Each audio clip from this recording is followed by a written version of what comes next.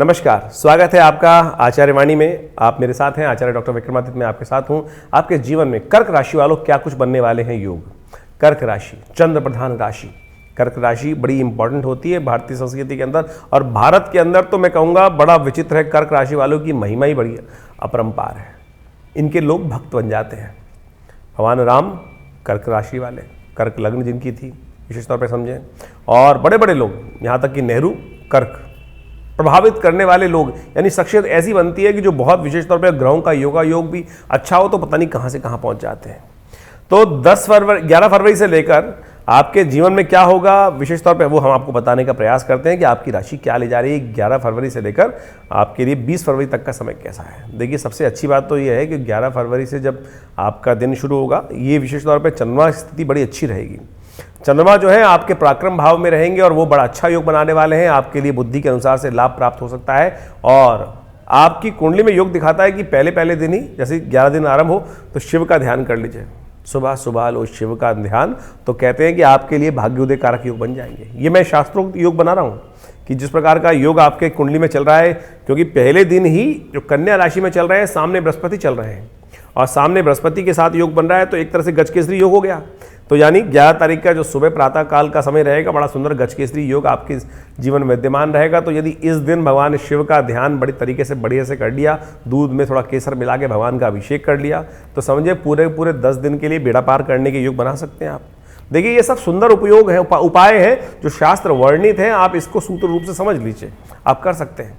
और उसके बाद का समय भी आपके लिए अच्छा दिखाई देता है, क्योंकि उसी दिन 11 फरवरी को 12:58 पर तुला में चले जाएंगे, और वहाँ भी 2 दिन रुकेंगे चंद्रमा। वो भी आपके लिए चतुर्थ भाव में सुंदर योग बनाएंगे, आपके लिए आगे बढ़ने के योग बना सकते हैं। लेकिन स्वास्थ्य का थोड़ा ध्यान रखने की ज़रूरत है। गैस, एसिडिटी इत्यादि के रोग आपको परेशान कर सकते हैं, इसलिए थोड़ा सा खान पान में सावधान रहते हुए आपको काम करने का प्रयास करना चाहिए। खैर, ये अच्छा रहेगा समय आपके लिए, लेकिन बृहस्पति से चंद्रमा जो है वो आप विशेष तौर पर वो रहेंगे अष्टम भाव में, वो ठीक नहीं है। तो उसके लिए थोड़ा सा स्वास्थ्य का हमने आपको कहा कि स्वास्थ्य का ध्यान रखते हुए काम करने का प्रयास करें। वायु तत्व परेशान कर सकता है, तो इसलिए आपको अच्छी चीज़ ये रहेगी, तो आप शनि संबंधी चीज़ों का दान करने का प्रयास करें, क्योंकि वायु रोग आमतौर पर शनि संबंध रखते हैं। तो इसलिए क्योंकि शनि आपके अष्टम भाव में भी ग्रह योग चला रहे हैं इस वक्त, तो अच्छा ये रहेगा कि आप शनि संबंधी चीज़ों का दान करने का प्रयास करें। काली उड़द का दान कर सकते हैं, ये आपके लिए अच्छा रहेगा। गौ सेवा कर सकते हैं, ये आपके लिए अच्छा रहेगा। तो इन दिनों में विशेष तौर पे आगे बढ़ने का आपको प्रयास करना चाहिए। इसके बाद 15 फरवरी को रात्रि में चंद्रमा जो है वो आगे धनु राशि में चले जाएंगे, सुबह करीब 12:45 पर। तो यानी उसके बाद आपके लिए अच्छा समय हो जाएगा, आगे बढ़ने के योग बन जाएंगे, बुद्धि भी सही काम करने लगेगी। तो ये 2 दिन अच्छे रहेंगे। लेकिन उससे पहले एक विशेष परिवर्तन होगा। जो आपके सूर्य हैं, जो अभी तक विशेष तौर पर मकर राशि में चल रहे थे और आपके सामने वाले एंजाइटी थोड़ी बढ़ा रखी थी, वो परिवर्तन होकर शनि के साथ चले जाएंगे। ये शनि के साथ चले जाने के कारण से कुछ कष्ट होने के योग दिखाई देते हैं। ये बड़ी द्वंद्वात्मक स्थिति रहेगी। बड़ा साधारण योग मत माने इसको, क्योंकि 2 दिनों में 2 महत्वपूर्ण ग्रह परिवर्तन होने जा रहे हैं। 14 तारीख को सूर्य के परिवर्तन होने से संक्रांति का योग रहेगा, कुंभ संक्रांति रहेगी। 15 तारीख को शुक्र परिवर्तित होकर मीन में चले जाएंगे। जब सूर्य परिवर्तित होंगे वो जाएंगे शनि के साथ, और शनि सूर्य जो है पिता पुत्र हैं, लेकिन पिता पुत्र के साथ साथ भी विचित्र विपरीत प्रकृति के ग्रह हैं। और विपरीत प्रकृति के जब ग्रह एक साथ आते हैं एक राशि में, तो कोलाहल उत्पन्न करते हैं। और उसके साथ अगले दिन ही दूसरा ग्रह परिवर्तित हो रहा है, शुक्र परिवर्तित हो रहे हैं, वो जा रहे हैं बृहस्पति के साथ, और बृहस्पति वहां पर ऑलरेडी विद्यमान है मीन राशि में, वो भी शक्ति संपन्न है। और वहीं शुक्र चले जाएंगे, वो वहां पे जाके उच्च के हो जाएंगे। तो 2 प्रकृति, यानी बुद्धि का शतरंज की चाल चलेगी, 2 अलग अलग परस्पर। यदि इसको आप मिला दें, देखिए अब योग को समझ लें, ज्योतिष क्या कर रहा है। ज्योतिष बता रहा है कि बुद्धि अलग अलग क्षेत्रों में चलेगी, और जब अलग अलग क्षेत्रों में चलेगी तो द्वंद्वात्मक स्थिति उत्पन्न करेगी, जो राजनीतिक क्षेत्रों में अभी होने वाला योग बना है। तो राजनीतिक दृष्टिकोण से विश्व में भयावह स्थिति उत्पन्न हो सकती है, झगड़े हो सकते हैं, युद्ध हो सकते हैं। युद्ध तो चल ही रहे हैं, लेकिन और भयावह स्थिति में युद्ध जा सकता है। आगे आने वाले समय में इसका प्रभाव बहुत जबरदस्त देखने को मिलेगा। और भारत में तो विशेष तौर पर दिखाई देता है कि राजनीतिक दोषारोपण प्रपंच बहुत बुरी तरह हो सकता है, दोषारोपण बहुत हो सकता है, 2 समुदायों में आपस में लड़ाई हो सकती है, मारपीट के योग दिखाई देते हैं। परस्पर विरोधी ग्रहों के कारण से ये योग आने वाले समय में पूरे तरीके से परेशान करने वाले हैं। लेकिन आपके लोग हम समझाने का प्रयास कर रहे हैं कि आपकी राशि के अनुसार से क्या कुछ खेल हो सकता है। तो कोशिश ये कीजिएगा अपनी शांति के साथ, बुद्धि बुद्धि को सदुपयोग करने का प्रयास कीजिए, क्योंकि आपके लिए आपकी राशि के अनुसार से जो इन दोनों दिनों में जो चंद्रमा की स्थिति है वो विशेष तौर पे बड़ी अच्छी रहने वाली है। चंद्रमा विशेष तौर पर आपके लिए, क्योंकि मकर में रहेंगे 17 को मकर में आ जाएंगे, तो आपकी बुद्धि को स्थिर कर देंगे। तो बुद्धि को स्थिर करते हुए काम करने का यदि आप प्रयास करेंगे तो आपके लिए अच्छी स्थिति उत्पन्न कर सकते हैं और लाभ ले सकते हैं, क्योंकि इन दिनों विशेष तौर पर एक और काम कर सकते हैं आप। शिवरात्रि का योग रहेगा 18 तारीख को।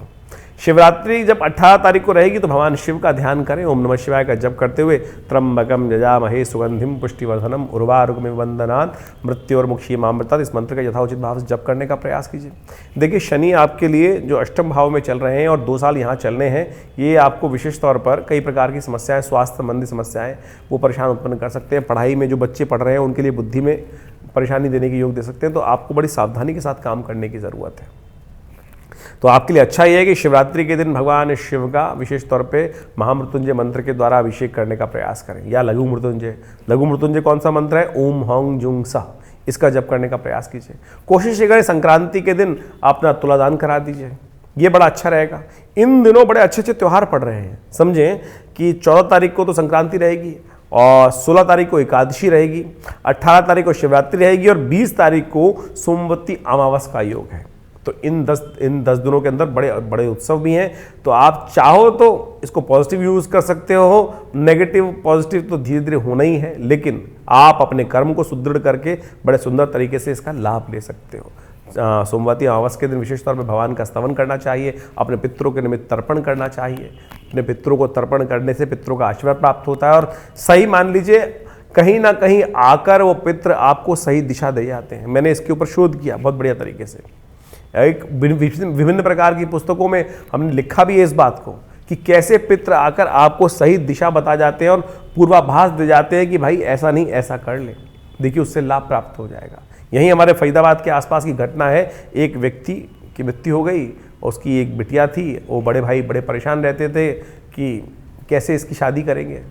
तो कहा जाता है कि एक दिन जब सो रहा था वो व्यक्ति, बड़ा भाई, तो रात्रि में सपने में छोटा भाई आया और वहाँ, चिंता मत कर, मैं आपको कोई रास्ता बता दूंगा, ये काम कर लियो, इससे आपको लाभ प्राप्ति के योग बन जाएंगे, कष्ट दूर होने के योग बन जाएंगे। तो उसने उसी अनुसार से कुछ दिन देखा और फिर घटना बताऊंगा कभी, लेकिन मैं समझाना प्रयास करता हूं कि पितर आप आते हैं और उसने वही काम किया और उससे उसको लाभ प्राप्त हुआ और उसके बाद उसने बिटिया की शादी बड़े धूमधाम से कर दी। यानी आपके पितृ, आप चिंता ना करें, वो सहायता करने के लिए तैयार रहते हैं, लेकिन हमें भी उनके प्रति दायित्व निभाने का प्रयास करना चाहिए।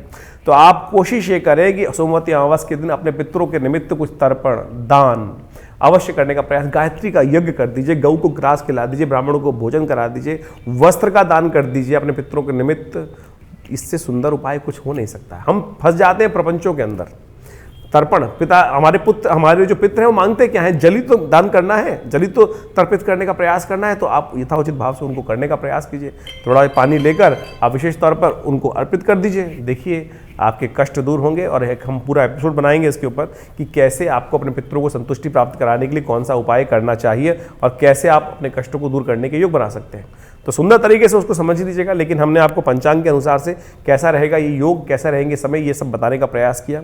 इसका आप लाभ लेने का प्रयास कीजिए। यदि कोई मन में प्रश्न है तो आप हमें व्हाट्सएप के माध्यम से भेज सकते हैं और अपनी शंका का समाधान कर सकते हैं। नंबर्स आपके सामने स्क्रीन पर चल रहे हैं।